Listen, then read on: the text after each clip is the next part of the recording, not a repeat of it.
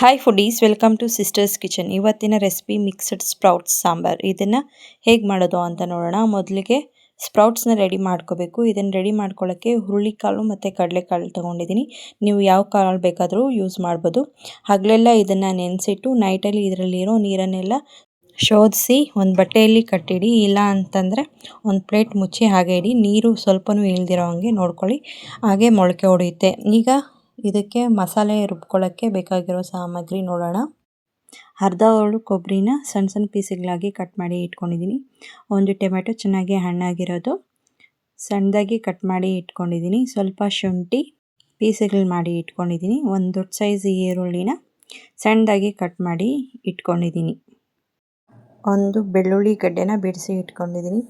ಸ್ವಲ್ಪ ಚಕ್ಕೆ, ಲವಂಗ, ಒಂದು ಹಿಡಿ ಆಗುವಷ್ಟು ಕೊತ್ತಂಬರಿ ಸೊಪ್ಪು, ಧನಿಯಾ ಪುಡಿ 2 ಟೇಬಲ್ ಸ್ಪೂನ್ ಆಗುವಷ್ಟು, ಖಾರದ ಪುಡಿ 1 ಟೇಬಲ್ ಸ್ಪೂನ್, ಸ್ವಲ್ಪ ಅರಿಶಿಣದ ಪುಡಿ.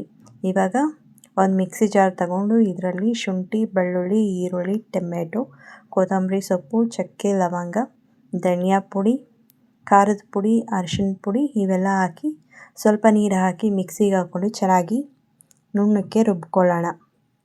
ಈಗ ಇದನ್ನು ಸೈಡ್ಗೆ ಇಡೋಣ. ಈಗ ಒಂದು ಕುಕ್ಕರ್ ತಗೊಂಡು ಸ್ಟವ್ ಮೇಲೆ ಇಟ್ಟು ಇದರಲ್ಲಿ 2 ರಿಂದ 3 ಟೇಬಲ್ ಸ್ಪೂನ್ ಆಗುವಷ್ಟು ಎಣ್ಣೆ ಹಾಕಿ, ಎಣ್ಣೆ ಬಿಸಿ ಆದಮೇಲೆ ಸ್ವಲ್ಪ ಸಾಸಿವೆ ಹಾಕ್ಕೊಳ್ಳೋಣ. ಸಾಸಿವೆ ಸಿಡಿದ ಮೇಲೆ ಇದಕ್ಕೆ ಒಂದು ಈರುಳ್ಳಿನ ಕಟ್ ಮಾಡಿ ಹಾಕ್ಕೊಳ್ತಾ ಇದ್ದೀನಿ. ಸಣ್ಣ ಈರುಳ್ಳಿ ಕಟ್ ಮಾಡಿ ಹಾಕ್ಕೊಳ್ತಾ ಇದ್ದೀನಿ. ಈರುಳ್ಳಿ ಸ್ವಲ್ಪ ಫ್ರೈ ಆದಮೇಲೆ ಸ್ವಲ್ಪ ಕರಿಬೇವಿನ ಸೊಪ್ಪು ಹಾಕಿ ಫ್ರೈ ಮಾಡ್ಕೊಳ್ಳೋಣ. ಈಗ ಇದಕ್ಕೆ ಒಂದು ಚಿಕ್ಕ ಟೊಮೆಟೊನ ಕಟ್ ಮಾಡಿ ಹಾಕ್ಕೊಳ್ತಾ ಇದ್ದೀನಿ. ಇದನ್ನು 1-2 ನಿಮಿಷ ಫ್ರೈ ಮಾಡಿ ಆದಮೇಲೆ ಆಗಲೇ ರುಬ್ಬಿಟ್ಕೊಂಡಿದ್ವಲ್ಲ ಮಸಾಲೆನ, ಅದನ್ನು ಸೇರಿಸಿ ಮಿಕ್ಸ್ ಮಾಡ್ಕೊಳ್ಳಿ. ಇದನ್ನು 1-2 ನಿಮಿಷ ಚೆನ್ನಾಗಿ ಮಿಕ್ಸ್ ಮಾಡಿ ಫ್ರೈ ಮಾಡ್ಕೊಳ್ಳಿ. ಮಸಾಲೆ ಸ್ಮೆಲ್ಲೆಲ್ಲ, ಹಸಿ ಸ್ಮೆಲ್ಲೆಲ್ಲ ಹೋಗುತ್ತೆ. ಈಗ ರೆಡಿ ಮಾಡ್ಕೊಂಡಿದ್ವಲ್ಲ ಮಿಕ್ಸ್ಡ್ ಸ್ಪ್ರೌಟ್ಸ್ನ, ಅದನ್ನು ಇದಕ್ಕೆ ಸೇರಿಸಿ ಮಿಕ್ಸ್ ಮಾಡ್ಕೊಳ್ತಾ ಇದ್ದೀನಿ. ಈಗ ಇದಕ್ಕೆ ಸಾಂಬಾರು ಕನ್ಸಿಸ್ಟೆನ್ಸಿನ ಅಡ್ಜಸ್ಟ್ ಮಾಡ್ಕೊಳ್ಳೋಣ. ಸಾಂಬಾರಿಗೆ ಎಷ್ಟು ಬೇಕಾಗುತ್ತೋ ಅಷ್ಟು ನೀರು ಹಾಕ್ಕೊಳ್ಳಿ. ತಿಕ್ನೆಸ್ಸು ಸ್ವಲ್ಪ ಗಟ್ಟಿ ಬೇಕು ಅಂತಂದರೆ ಕಮ್ಮಿ ಹಾಕ್ಕೊಳ್ಳಿ. ನಾನು ಸಾರು ಇಲ್ಲಿ ಮೀಡಿಯಮ್ ತಿಕ್ನೆಸ್ಗೆ ಅಡ್ಜಸ್ಟ್ ಮಾಡಿದ್ದೀನಿ. ರುಚಿಗೆ ತಕ್ಕಷ್ಟು ಉಪ್ಪು ಹಾಕ್ಕೊಂಡಾದಮೇಲೆ ಕುಕ್ಕರ್ ಮುಚ್ಚಳನ ಮುಚ್ಚಿ 3 ವಿಜಿಲ್ ಕೂಗಿಸ್ಕೊಳ್ಳೋಣ. ಕುಕ್ಕರ್ ತಣ್ಣಕ್ಕಾದಮೇಲೆ ಮುಚ್ಚಳ ತೆಗೆದು ನೋಡೋಣ. ನೋಡಿ, ಸಾಂಬಾರು ರೆಡಿಯಾಗಿದೆ. ಇದನ್ನು ನಾನು ದೋಸೆ ಜೊತೆ ಸರ್ವ್ ಮಾಡ್ಕೊಳ್ತಾ ಇದ್ದೀನಿ. ಇದು ದೋಸೆಗೆ, ಇಡ್ಲಿಗೆ, ಅನ್ನಕ್ಕೆ, ಮುದ್ದೆಗೆ ಎಲ್ಲದಕ್ಕೂ ತುಂಬ ಚೆನ್ನಾಗಿರುತ್ತೆ.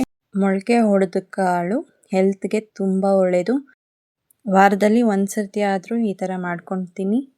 ನೀವು ಟ್ರೈ ಮಾಡಿ ಈ ಸಾಂಬಾರು ಟೇಸ್ಟ್ ಹೇಗಿತ್ತು ಅಂತ ಕಮೆಂಟ್ ಮಾಡಿ. ಈ ವಿಡಿಯೋ ಇಷ್ಟ ಆದರೆ ನನ್ನ ಚಾನಲ್ನ ಸಬ್ಸ್ಕ್ರೈಬ್ ಮಾಡಿ, ಲೈಕ್ ಮಾಡಿ, ಕಮೆಂಟ್ ಮಾಡಿ, ಶೇರ್ ಮಾಡಿ.